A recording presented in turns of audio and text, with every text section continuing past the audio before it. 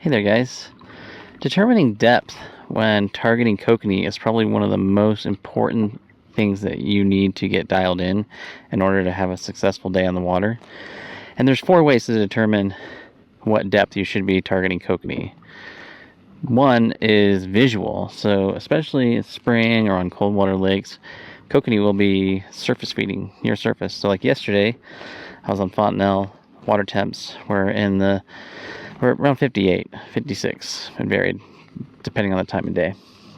But there was a lot of kokanee busting on the surface. And so that's an indication that, of course, the fish are feeding near surface. It really wasn't marking them on the fish finder because they're hanging in that upper part of the water column. So if you see kokanee feeding on the surface, definitely try at least having one rod near surface in that top 10 foot of the water column. The other and obvious way is to use your fish finder and mark fish. Now the trouble with a fish finder is that you can't really tell if it's kokanee or some other species of fish.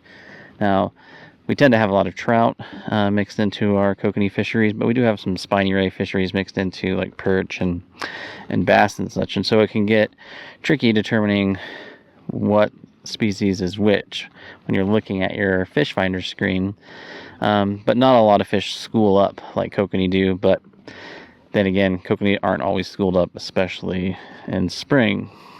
So a lot of times when I'm marking fish on the fish finder and I'm chasing marks, I'll get down there and I'll discover that they're actually perch or pike minnow or some other species. So it's pretty easy to get tricked into thinking that you've got kokanee on the graph when in fact it's something else. The third and less often used technique is to use the Thermic Line, and I made a whole video on this. I'll put a link to it above and at the end of this video.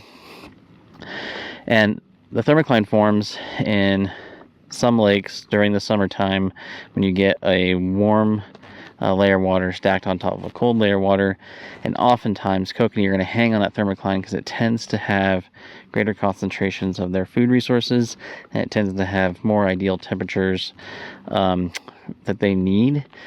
And kokanee really like having around 53 to 54 degrees as their preferred water temp, although they can tolerate 45 to 60 for short periods of time. And then also near the Thermic Line tends to be very oxygen rich, and kokanee are salmon and they have really, really high oxygen demands.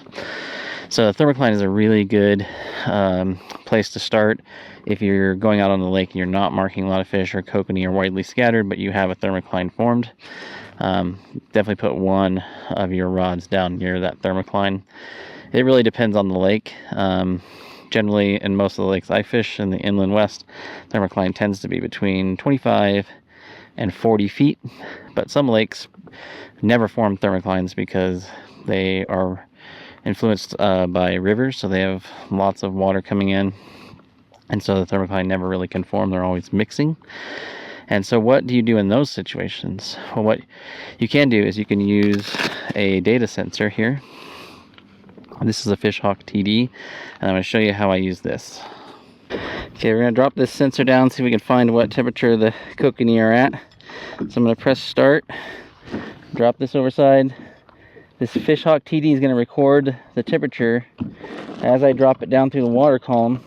I'm going to be looking for 53, 54 degrees ideal for kokanee. I'll probably go down to 50, 60 feet. See if we can't find that temperature zone. It's gonna let me know what the depth zone is where the ideal temperature of the kokanee are hanging out at. So now I gotta crank this thing a long way up. Okay, now we'll retrieve it. Take it off the clip. Okay, so now we'll go to view. 59.8 at the top. My fish finder says 59.7. That's an agreement. 5 feet's the same. 10 feet is similar. 15 starts to drop. 20, 25, 58, 30, 57, 40 is 56, 45 is 56, 50 is 55, and 55 feet is 51. So that's the break. So that's where the temperature break is between 50 and 55 feet.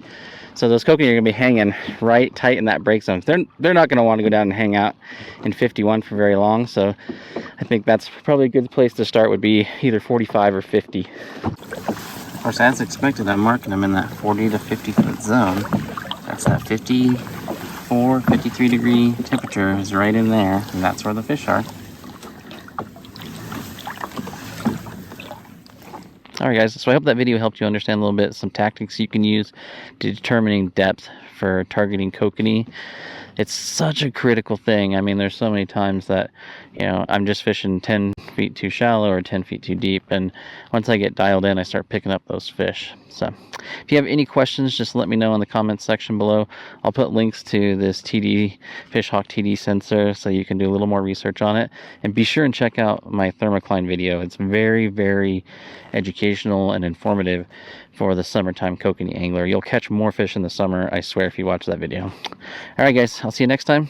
Just remember, fish smarter, not harder. Bye guys.